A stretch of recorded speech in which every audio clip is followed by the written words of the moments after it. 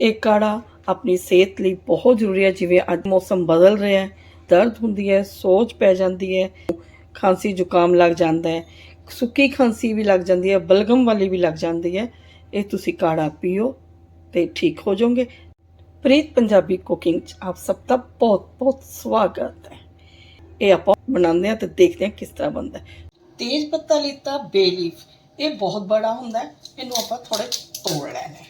ਜਿੰਨਾ ਛੋਟਾ ਛੋਟਾ ਕਰ ਲਓਗੇ ਆਪਾਂ ਜ਼ਿਆਦਾ ਅੱਛਾ। ਇਹਨੂੰ ਤੋੜ ਕੇ ਇੱਕ ਦੂਸਰੇ ਬਾਉਲ 'ਚ ਪਾਣੀ ਪਾ ਲਿਆ, ਇਹਨੂੰ ਉਹਦੇ 'ਚ ਗੇੜਦੇ ਰਹਿਣਾ ਹੈ। ਉਹ ਇਸ ਲਈ ਤਾਂ ਜੋ ਇਹ ਸਾਫ਼ ਹੋ ਜਾਏ। ਇਸ 'ਤੇ ਡਸਟ ਲੱਗੀ ਹੁੰਦੀ ਹੈ, ਮਤਲਬ ਮਿੱਟੀ ਲੱਗੀ ਹੁੰਦੀ ਹੈ। ਇਹਨੂੰ ਧੋ ਲੈਣਾ। ਯੂਜ਼ ਕਰਨ ਤੋਂ ਪਹਿਲਾਂ ਆਪਾਂ ਇਹਨੂੰ ਧੋਣਾ ਬਹੁਤ ਜ਼ਰੂਰੀ ਹੈ। ਇਹ ਵੈਸੇ ਸਿਰਫ ਮਸਾਲਿਆਂ 'ਚ ਸਮਝਦੇ ਆਪਾਂ ਵੀ ਇਹ ਸਿਰਫ ਇਹਦੇ ਮਸਾਲਿਆਂ ਵਾਸਤੇ ਹੈ। ਇਹ ਸਿਰਫ ਮਸਾਲਿਆਂ ਵਾਸਤੇ ਨਹੀਂ ਹੈ, ਇਹ ਸਾਡੇ ਸਰੀਰ ਲਈ ਬਹੁਤ ਫਾਇਦੇਮੰਦ ਹੈ। ਇਹ ਜਿਹੜੇ ਆ ਇਹਦੇ ਅੰਦਰ ਇੰਨੇ ਰੋਗ ਮਿਟਾਉਂਦੇ ਆ। ਇਹ ਕਿਸਮਤ ਤਾਂ ਬਦਲਦੀ ਹੈ ਲੋਕੀ ਕਹਿੰਦੇ ਆ, ਤੇ ਸਵਾਦ ਬਦਲਦਾ ਹੈ। ਇੱਦਾਂ ਹੀ ਆਪਣੇ ਸਰੀਰ ਦੇ ਅੰਦਰ ਵੀ ਜਿਹੜੇ ਨਸਾਂ ਦੀ ਬਲੋਕੇਜ ਤੱਕ ਨੂੰ ਠੀਕ ਕਰਦਾ ਹੈ। ਨਸਾਂ ਦੇ ਅੰਦਰ ਜਿਹੜੀ ਹੁੰਦੀ ਹੈ ਨਾ ਬਲੋਕੇਜ, ਉਹ ਸਾਰੀ ਠੀਕ ਕਰਦਾ ਔਰ ਨਾਲ ਦੇ ਨਾਲ ਤੁਹਾਨੂੰ ਤਾਕਤ ਵੀ ਬਹੁਤ ਦੇਗਾ। ਉਸ ਤੋਂ ਬਾਅਦ ਆਪਾਂ ਇਹਦੇ ਵਿੱਚ ਇੱਕ ਅਜਵੈਨ ਪਾਣੀ ਹੈ। ਅਜਵੈਨ ਜਿਹੜੀ ਹੈ ਸਭ ਨੂੰ ਪਤਾ ਖੂਨ ਸਾਫ਼ ਕਰਦੀ ਹੈ। ਜਦੋਂ ਦਰਦ ਹੋਵੇ ਪੇਟ 'ਚ ਉਦੋਂ ਵੀ ਆਪਾਂ ਥੋੜੀ ਜਿਹੀ ਅਜਵੈਨ ਤੇ ਥੋੜਾ ਜਿਹਾ ਨਮਕ ਲੈ ਕੇ ਉਹਦੀ ਫੱਕੀ ਤਿਆਰ ਕਰਦੇ ਹਾਂ, ਉਹ ਖਾਂਦੇ ਹਾਂ। ਫਿਰ ਇਹ ਆਪਾਂ ਸੁੰਡ ਲੈਣੀ ਹੈ। ਇਹਨੂੰ ਸੌਂਠ ਵੀ ਕਹਿੰਦੇ ਆ, ਪੰਜਾਬੀ 'ਚ ਇਹਨੂੰ ਸੁੰਡ ਕਹਿ ਦਿੰਦੇ ਆ। ਜਿਹੜਾ ਡਰਾਈ ਜਿੰਜਰ ਹੁੰਦਾ, ਜੇਕਰ ਤੁਹਾਡੇ ਘਰ ਇਹ ਨਹੀਂ ਹੈ ਤੁਹਾਡੇ ਕੋਲ ਇਸ ਟਾਈਮ, ਮਤਲਬ ਘਰ ਤੁਹਾਡੇ ਕੋਲ ਨਹੀਂ ਹੈ ਤੇ ਕੋਈ ਗੱਲ ਨਹੀਂ।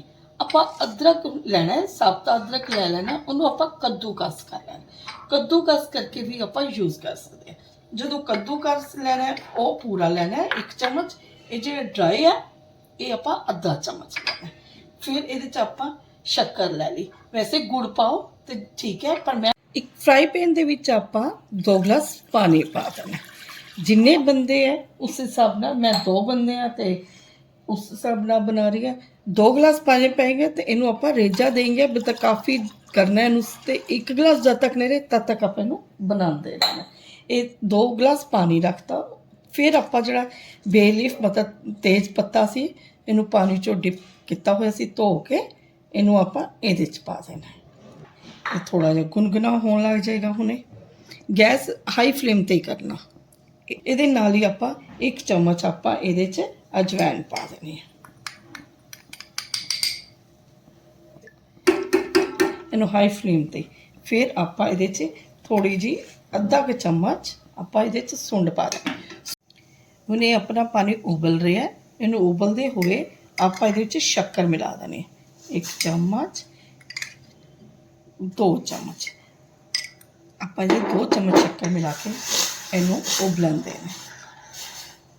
ਹੁਣ ਹਾਈ ਫਲੇਮ ਤੋਂ ਹੋ ਗਿਆ ਸੀ। ਜਦੋਂ ਆਪਾਂ ਸ਼ੱਕਰ ਪਾਉਂਦੇ ਆ ਉਸ ਤੋਂ ਬਾਅਦ ਇਹਨੂੰ ਆਪਾਂ ਸਿਮ 'ਤੇ ਕਰਨਾ।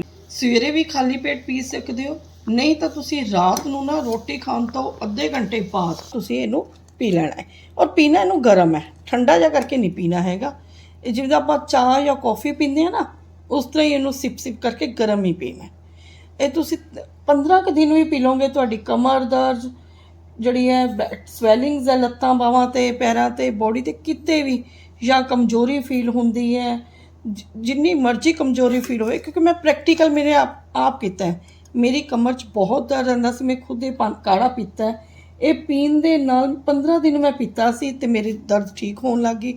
ਬਹੁਤ ਜ਼ਿਆਦਾ ਸੀ, ਈਵਨ ਕਿ ਮੈਨੂੰ ਡਾਕਟਰ ਨੇ ਆਪਰੇਸ਼ਨ ਦੱਸਿਆ ਸੀ ਕਿ ਮੇਰੀ ਡਿਸਕ ਦੀ ਪ੍ਰੋਬਲਮ ਹੋ ਗਈ ਹੈ ਤੇ ਤੁਹਾਨੂੰ ਆਪਰੇਸ਼ਨ ਹੋਣਾ ਹੈ। ਫਿਰ ਮੈਨੂੰ ਕਿਸੇ ਨੇ ਦੱਸਿਆ ਸੀ ਕਿ ਹਾਂ, ਮੇਰੇ ਬਹੁਤ ਨੇੜੇ ਦੇ ਲੇਡੀ ਨੇ ਕਿ ਹਾਂ ਇਹ ਪੀਓ। ਸੋ ਮੈਨੂੰ ਯਾਦ ਆ ਗਿਆ, ਮੈਂ ਅੱਜ ਇਹਦੀ ਵੀਡੀਓ ਬਣਾਈ ਕਿ ਜੋ ਸੁੱਖ ਮੈਨੂੰ ਮਿਲਿਆ ਤੁਹਾਨੂੰ ਵੀ ਮਿਲਣਾ ਚਾਹੀਦਾ ਸਭ ਨੂੰ। ਇਹ ਬਹੁਤ ਈਜ਼ੀ ਹੈ, ਇਹ ਤੁਸੀਂ ਕਾੜਾ ਬਣਾਓ। ਅੱਜ ਕੱਲ੍ਹ ਹੀ ਹੈ, ਮੌਸਮ ਬਦਲ ਰਿਹਾ ਨਾ, ਤੇ ਜਦੋਂ ਮੌਸਮ ਬਦਲਦਾ ਕਿਤੇ ਨਾ ਕਿਤੇ ਤਾਂ ਸਾਡੇ ਸਿਰ 'ਚ ਦਰਦ ਹੋਏਗੀ। ਲੱਤਾਂ ਬਾਹਾਂ ਪੈਰਾਂ 'ਚ ਜਾਂ ਸਵੈਲਿੰਗ ਹੋ ਜਾਏਗੀ। ਡਾਈਜੈਸਟ, ਜਿਵੇਂ ਆਪਾਂ ਕੁਝ ਖਾਣਾ ਖਾਧਾ ਨਹੀਂ ਹਜਮ ਹੋ ਰਿਹਾ, ਅਫਾਰਾ ਹੋ ਜਾਂਦਾ। ਕਹਿੰਦੇ ਨਾ ਮੈਨੂੰ ਭੁੱਖ ਜੀ ਨਹੀਂ ਹੈ, ਮੈਂ ਪਹਿਲਾਂ ਦਾ ਖਾਧਾ ਹਾਲੇ ਉਹ ਹੀ ਨਹੀਂ ਹਜਮ ਹੋਇਆ। ਉਹ ਜਿਹੜਾ ਅਫਾਰਾ ਨਾ, ਇਹ ਵਾਲਾ ਕਾੜਾ ਪੀਣ ਨਾਲ ਠੀਕ ਹੋ ਜਾਏਗਾ। ਇਹ ਬਸ ਤੁਸੀਂ 15 ਦਿਨ ਇਸ ਤਰ੍ਹਾਂ ਹੀ ਡੇਲੀ ਬਣਾਉਣਾ ਔਰ ਡੇਲੀ ਰਾਤ ਨੂੰ ਪੀਣਾ, ਸੌਣ ਤੋਂ ਪਹਿਲਾਂ। ਰੋਟੀ ਖਾਣ ਤੋਂ ਬਾਅਦ ਅੱਧਾ ਘੰਟੇ ਬਾਅਦ ਤੁਸੀਂ ਇਹਨੂੰ ਪੀਣਾ। 15 ਦਿਨਾਂ ਦੇਖਣਾ ਤੁਸੀਂ ਆਪਣਾ ਫਰਕ, ਔਰ ਫਿਰ ਦੱਸਣਾ ਵੀ ਕਿਸ ਤਰ੍ਹਾਂ ਲੱਗਿਆ ਤੁਹਾਨੂੰ। ਇਹਨੂੰ ਆਪਾਂ ਛਾਣ ਲਿਆ, ਦੇਖੋ ਆਰਾਮ ਨਾਲ ਇਹ ਗਲਾਸ ਬਣ ਗਿਆ ਸਾਡਾ। ਇਹ ਬਹੁਤ ਜ਼ਿਆਦਾ ਸਿਹਤ ਲਈ ਅੱਛਾ ਹੈ। ਇਹ ਤੁਸੀਂ ਆਪਣੇ ਘਰ ਬਣਾਓ ਤੇ ਪੀਓ, ਔਰ ਦੇਖੋ ਆਪਣੀ ਸਿਹਤ ਵਿੱਚ ਕਿੰਨਾ ਸੁਧਾਰ ਆਉਂਦਾ ਹੈ, ਦਰਦਾਂ 'ਚ ਕਿੰਨਾ ਸੁਧਾਰ ਆਉਂਦਾ ਹੈ, ਔਰ ਭੁੱਖ ਵੀ ਲੱਗੇਗੀ, ਔਰ ਤੁਹਾਡਾ ਜੀਣ ਨੂੰ ਵੀ ਜ਼ਿਆਦਾ ਦਿਲ ਕਰੇਗਾ, ਔਰ ਬਹੁਤ ਜ਼ਿਆਦਾ ਅੱਛਾ ਲੱਗੇਗਾ। ਜੇ ਤੁਹਾਨੂੰ ਇਹ ਕਾੜਾ ਪਸੰਦ ਆਉਂਦਾ ਹੈ, ਇਸ ਤੁਸੀਂ ਇਹਨੂੰ ਲਾਈਕ ਕਰੋ, ਸ਼ੇਅਰ ਕਰੋ, ਕਮੈਂਟ ਕਰੋ, ਖਾਸ ਕਰਕੇ ਸਬਸਕ੍ਰਾਈਬ ਕਰੋ। ਤੁਹਾਡੇ ਇੱਕ ਸ਼ੇਅਰ ਨਾਲ ਔਰ ਸਬਸਕ੍ਰਾਈਬ ਕਰਨਾ ਬਹੁਤ ਸੁੱਖ ਹੁੰਦਾ ਹੈ। ਔਰ ਸਭ ਤੋਂ ਵੱਡੀ ਗੱਲ, ਜੇ ਤੁਸੀਂ ਸਬਸਕ੍ਰਾਈਬ ਕਰੋਗੇ, ਜਦੋਂ ਮੈਂ ਵੀਡੀਓ ਬਣਾਵਾਂ ਅਪਲੋਡ ਕਰਾਂ, ਉਹ ਸਭ ਤੋਂ ਪਹਿਲਾਂ ਤੁਹਾਡੇ ਕੋਲ ਆਏਗੀ।